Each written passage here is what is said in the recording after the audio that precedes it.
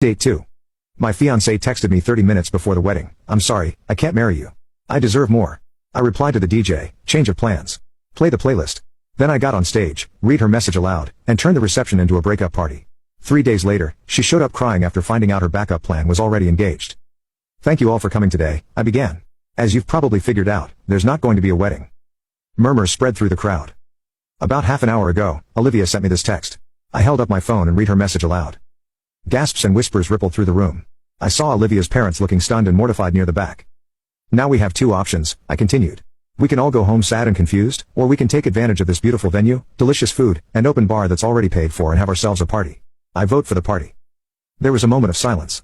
Then Chris started clapping. My college roommate whooped from somewhere in the crowd. Gradually, the applause built. I saw my mom wiping away tears but smiling. Olivia's parents slipped out the back door. I couldn't blame them. "DJ, crank it up," I said, handing back the mic. The music got louder, and people actually started dancing. The catering staff, after a nod from the wedding planner, began serving the cocktail hour appetizers. The bartenders poured with a heavy hand. What followed was one of the strangest, most cathartic nights of my life.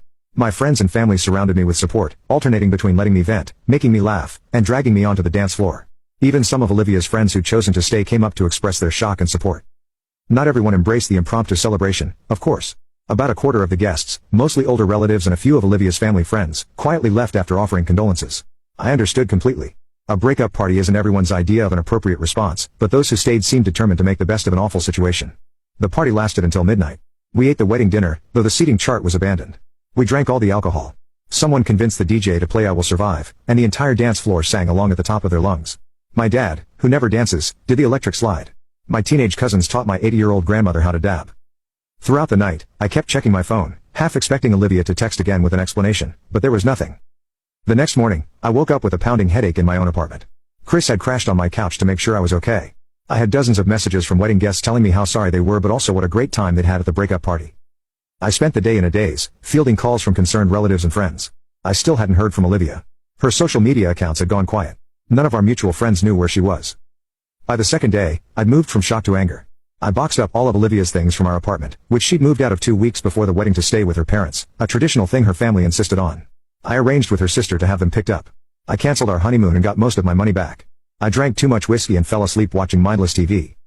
On the third day after the non-wedding, my doorbell rang around 7 p.m. When I opened the door, there stood Olivia, her eyes red and puffy from crying, wearing the same kind of oversized sweater and leggings she always wore when she was upset. "Can I come in?" she asked in a small voice. Part of me wanted to slam the door in her face, but another part needed answers, so I stepped aside, letting her enter the apartment we'd shared for 2 years.